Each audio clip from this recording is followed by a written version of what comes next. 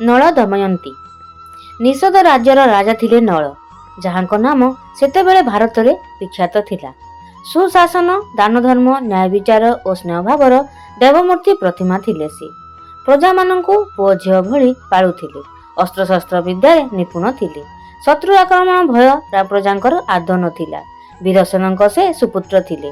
ଅନେକ ରାଜାଙ୍କ ଭଳି ଯୁବାବସ୍ଥାରେ ନଳଙ୍କର ମଧ୍ୟ ଜୁଆ ଖେଳ ଏକମାତ୍ର ସୌଖିନ ଓ ଦୁର୍ବଳତା ଥିଲା।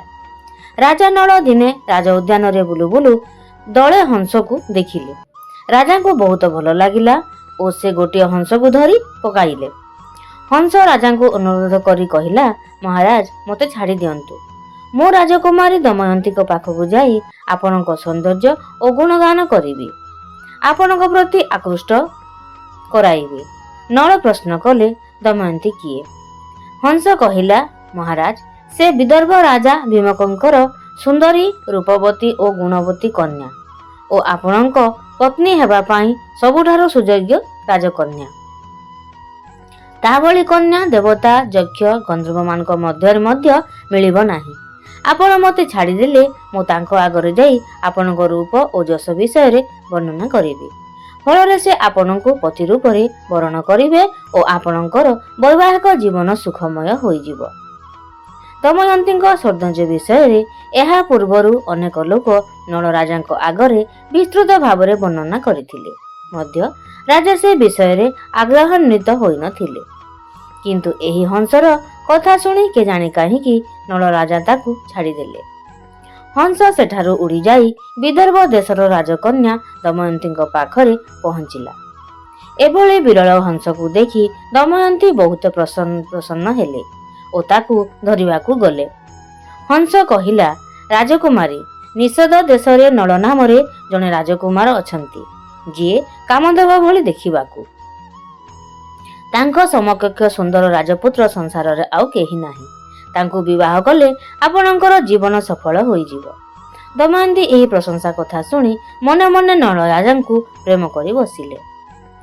ହଂସଠାରୁ ନଳଙ୍କ କଥା ଶୁଣି ଦମୟନ୍ତୀଙ୍କ ଆସକ୍ତି ଏତେ ବଢ଼ିଗଲା ଯେ ସେ ଦିନ ରାତି କେବଳ ତାଙ୍କ କଥା ଭାବି ବସିଲେ।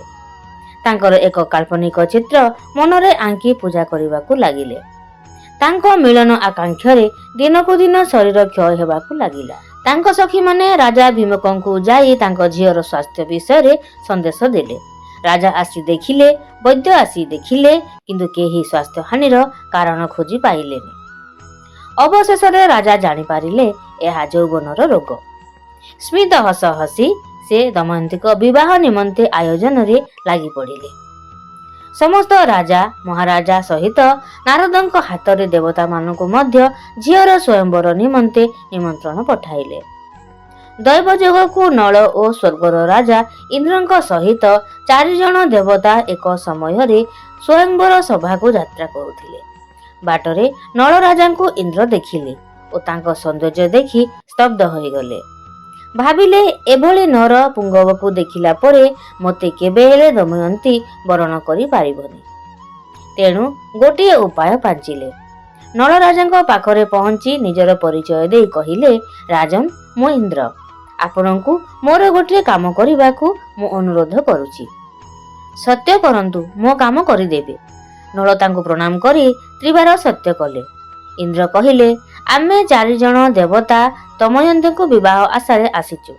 ଆପଣ ଆମର ଦୂତ ହୋଇ ଦମୟନ୍ତୀଙ୍କ ପାଖକୁ ଯାଇ ଆମ ମଧ୍ୟରୁ ଜଣକୁ ବରଣ କରିବାକୁ କହିବେ।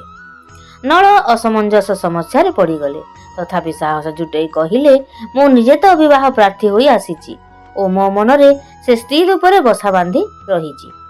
ତାକୁ ମୁଁ କେମିତି ଆପଣଙ୍କ ନିମନ୍ତେ ପ୍ରସ୍ତାବ ଦେବି ଓ ଦୂତ ହୋଇ ଯିବି, ବିଚାର କରନ୍ତୁ। ଇନ୍ଦ୍ର ନଳଙ୍କୁ ତାଙ୍କ ସତ୍ୟ କରିବା କଥା ମନେ ପକାଇ ଦେଲେ। ନଳ କି କର୍ତ୍ତବ୍ୟ ବିମୂଢ଼ ହୋଇ କହିଲେ, କିନ୍ତୁ ମୁଁ ରାଜକୁମାରୀଙ୍କ ପାଖକୁ ସୁରକ୍ଷା ବଳୟ ଭେଦ କରି ଯିବି କେମିତି? ଇନ୍ଦ୍ର କହିଲେ, ଆପଣଙ୍କୁ ଦମୟନ୍ତୀ ଓ ତାଙ୍କ ସଖୀଙ୍କ ବ୍ୟତୀତ ଆଉ କେହି ଦେଖିପାରିବେନି। ସେ ବନ୍ଦୋବସ୍ତ ମୁଁ କରିବି। ଆପଣ ଯାଆନ୍ତୁ। ସତ୍ୟାବଦ୍ୟ ନଳ ମଥାନତ କରି ଦମୟନ୍ତୀ ଉଆସକୁ ଚାଲିଗଲେ। ହଠାତ୍ ନଳଙ୍କୁ ଦେଖି ଦମୟନ୍ତୀ ହତବାଗ ହୋଇ ଅନେଇ ରହିଗଲେ। ଜୀବନରେ ଏଭଳି ସୁନ୍ଦର ପୁରୁଷଙ୍କୁ ସେ କେବେ ଦେଖିନଥିଲେ। କିଛି ସମୟ ପରେ ପ୍ରଶ୍ନ କଲେ, ଆପଣ କିଏ ଓ ଏହି ରାଜକୁମାରୀଙ୍କ ସୁରକ୍ଷା ବଳୟକୁ ଭେଦି କିପରି ଆସିଲେ? କେହି ଆପଣଙ୍କୁ ଅଟକେଇ ପାରିଲେନି? ମୋ ବାପା ଏକଥା ଜାଣିଲେ ଆପଣଙ୍କୁ ପ୍ରାଣଦଣ୍ଡ ଦେବେ। ନଳ କହିଲେ, ମୁଁ ନିଷଦ ରାଜ୍ୟର ରାଜା ନଳ।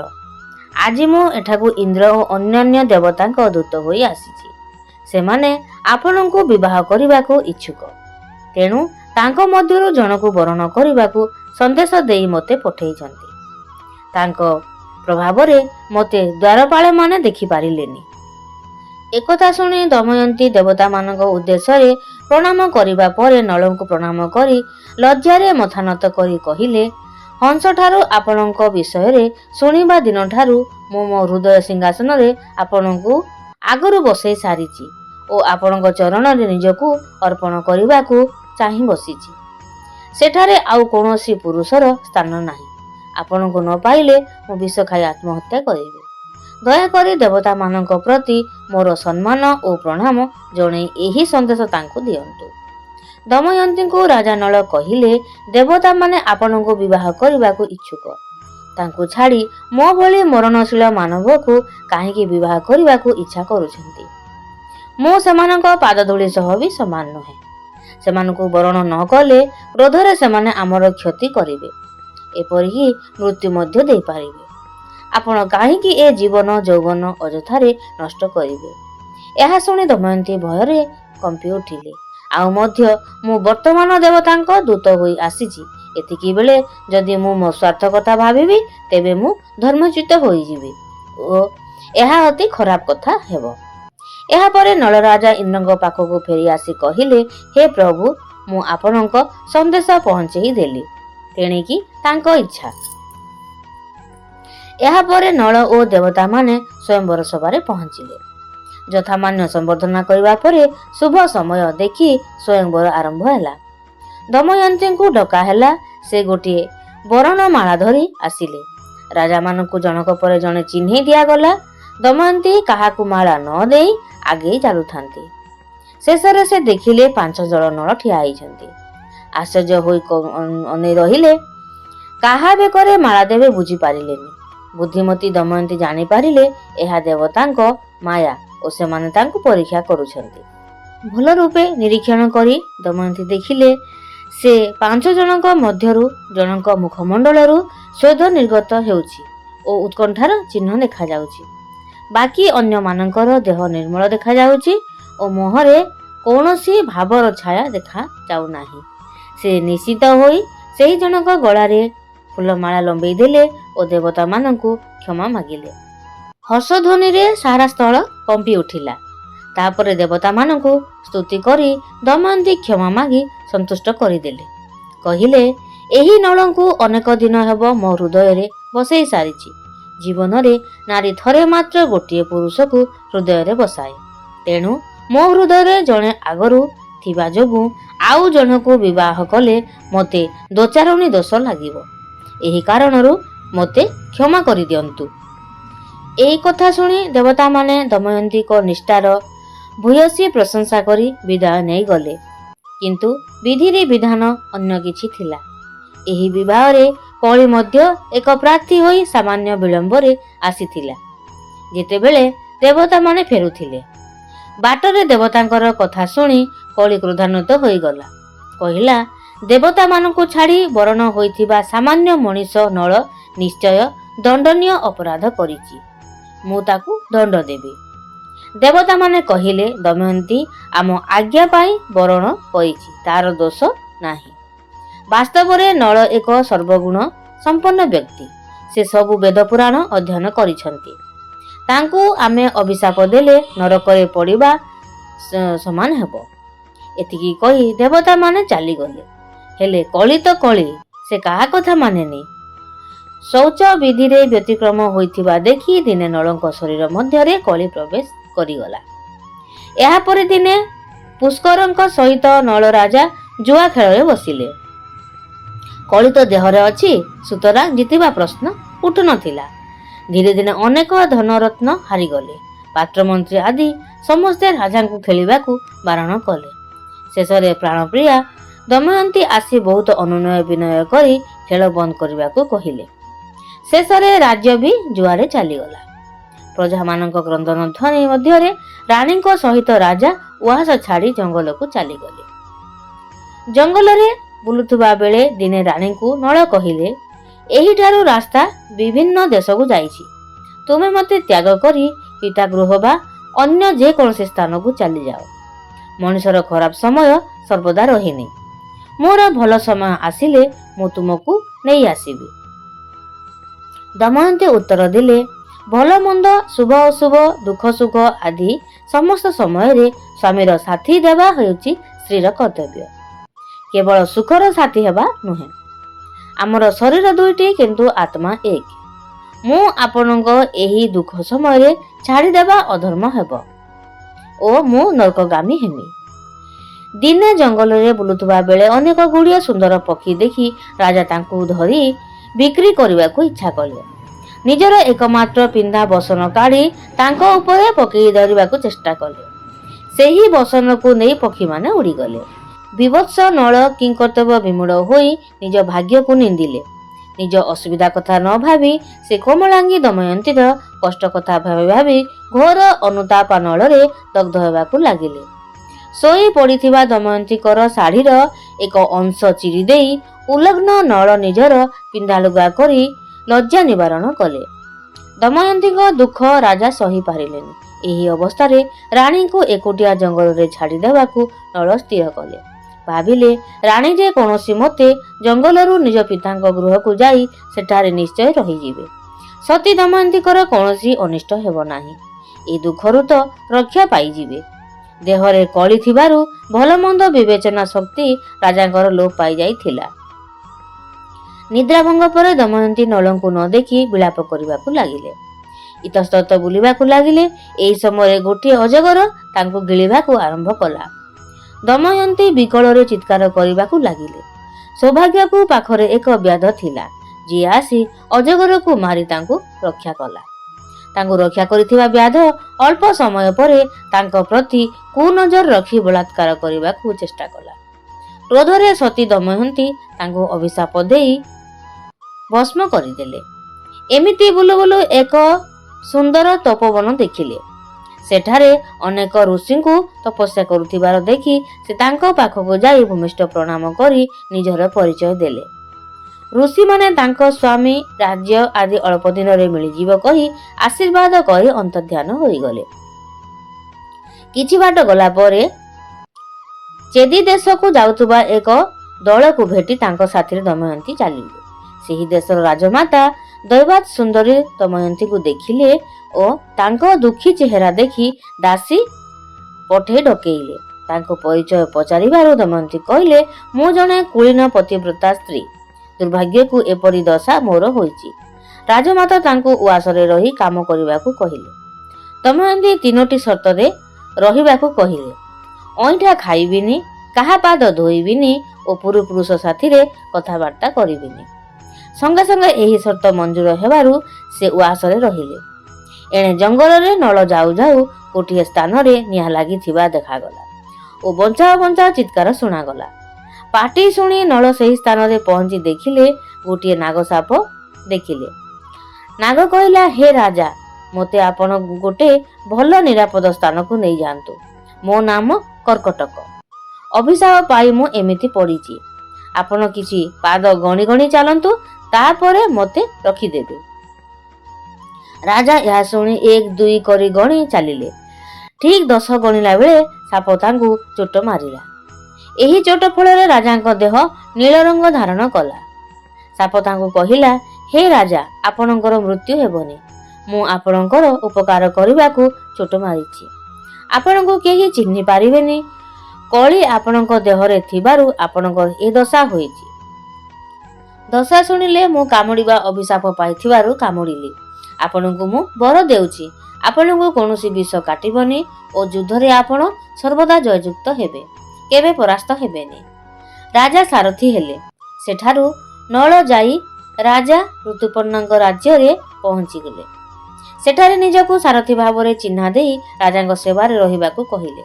ନଳ କହିଲେ, ହେ ରାଜନ, ମୁଁ ଜଣେ ଅଶ୍ଵ ଓ ରଥ ବିଶାରଦ ଓ ମୋ ଭଳି ସାରଥୀ ଆପଣ କାହାକୁ ପାଇବେନି। ଆପଣ ମୋତେ ରଖି ପରୀକ୍ଷା କରନ୍ତୁ। ରାଜା ତାଙ୍କ ଅଶ୍ଵ ଚାଳନାରେ ସନ୍ତୁଷ୍ଟ ହୋଇ ନିଜ ସାରଥୀ କରି ରଖିଲେ। ଝିଅ ଜାମାତାଙ୍କ ରାଜ୍ୟ ତ୍ୟାଗ କଥା ବିଦର୍ଭ ରାଜା ଶୁଣି ଦମୟନ୍ତୀଙ୍କୁ ଖୋଜିବାକୁ ସୁଦେବ ନାମକ ଜଣେ ବ୍ରାହ୍ମଣଙ୍କୁ ନିର୍ଦ୍ଦେଶ ଦେଲେ। ସୁଦେବ ଦୈବାତ ଚେଦି ରାଜ୍ୟରେ ପହଞ୍ଚି ଦମୟନ୍ତୀକୁ ଦେଖିଲେ। ସେତେବେଳେ ଦମୟନ୍ତୀ ସେଠାକାର ରାଜକନ୍ୟାଙ୍କ ସହିତ ବସି ଗୋଟିଏ ଉତ୍ସବ ଦେଖୁଥିଲେ। ସୁଦେବ ତାଙ୍କ ନିକଟରେ ପହଞ୍ଚି ନିଜର ପରିଚୟ ଦେଲେ ଓ ତାଙ୍କୁ ଖୋଜିବାକୁ ଆସିଥିବା କଥା କହିଲେ। ସବୁ ଶୁଣି ଦମୟନ୍ତୀ ନିଜ ଅତୀତ କଥା ମନେ ପକାଇ କାନ୍ଦି ପକାଇଲେ। ଏହି କଥା ଶୁଣି ରାଜମାତା ଆସି ସେଠାରେ ପହଞ୍ଚିଗଲେ। ରାଜମାତା ମହଲରୁ ବାହାରି ସେଠାରେ ପହଞ୍ଚି ସୁଦେବଙ୍କ ଠାରୁ ସବୁ ଖବର ପାଇ ମର୍ମାହତ ହୋଇଗଲେ। ରାଜମାତାଙ୍କ ଭଉଣୀର କନ୍ୟା ଦମୟନ୍ତୀ ଥିଲେ। ଏହାପରେ ଦମୟନ୍ତୀ ନିଜ ପିତାଙ୍କ ଗୃହକୁ ଗମନ କଲେ। ନିଜ ଦେଶର ବ୍ରାହ୍ମଣମାନଙ୍କୁ ଦମୟନ୍ତୀ ଡକେଇ କହିଲେ, ଆପଣମାନେ ବିଭିନ୍ନ ଦେଶକୁ ଯାଆନ୍ତୁ। ରାଜସଭାରେ ଓ ଭିଡ଼ ଥିବା ସ୍ଥାନରେ କହିବେ, ନିଜ ପତ୍ନୀଙ୍କର ଶାଢ଼ୀ ଚିରି ଆଣିଥିବା ପତିକୁ ଏହି ସନ୍ଦେଶ ଦିଆଯାଉଛି ଯେ ତାଙ୍କ ପତ୍ନୀ ସେହି ଅଧା ଫଟା ଶାଢ଼ୀ ପିନ୍ଧି ଆଜି ଯାଏ ପତିଙ୍କ ଫେରିବାକୁ ଅପେକ୍ଷା କରି ରହିଛନ୍ତି। କିଛି ଦିନ ପରେ ଜଣେ ବ୍ରାହ୍ମଣ ଆସି ଖବର ଦେଲେ ଯେ ଅଯୋଧ୍ୟାରେ ଋତୁପର୍ଣ୍ଣ ରାଜାଙ୍କ ସାରଥୀ ବାହୁକ ମୋ କଥା ଶୁଣି ପାଖକୁ ଆସି କହିଲେ, ଦୁଃଖ ଅବସ୍ଥାର ଶିକାର ହୋଇ ଉଲଗ୍ନ ସ୍ୱାମୀ ଅଧା ଶାଢ଼ୀ ନେଇ ନିଜ ଇଚ୍ଛା ନିବାରଣ କରିଛନ୍ତି। ସେତେବେଳେ ନିଜର ଜୀବିକା ନିମନ୍ତେ ତାଙ୍କର କୌଣସି ସାଧନ ନଥିଲା, ତେଣୁ ଅବସ୍ଥା ଚକ୍ରରେ ପଡ଼ି ସେ ଏହି କାମ କରିଛନ୍ତି। ଆଉ ମଧ୍ୟ ସୁଦେବ କହିଲେ, ବାହୁକ ବହୁତ ଅସୁନ୍ଦର ଦେଖିବାକୁ। ଏହାପରେ ଦମୟନ୍ତୀ ତାଙ୍କ ମାତାଙ୍କୁ ଡାକି ସବୁ କଥା କହିଲେ ଓ ସୁଦେବ ବ୍ରାହ୍ମଣଙ୍କୁ ମୋ କାମ ପାଇଁ ନିଯୁକ୍ତି କରୁଛି, ପିତାଙ୍କୁ ଏକଥା କହିବନି। ତାପରେ ସୁଦେବଙ୍କୁ ଡାକି କହିଲେ, ଆପଣ ଅଯୋଧ୍ୟା ଯାଇ ରାଜା ଋତୁପର୍ଣ୍ଣଙ୍କୁ ଏହି ସନ୍ଦେଶ ଦେବେ।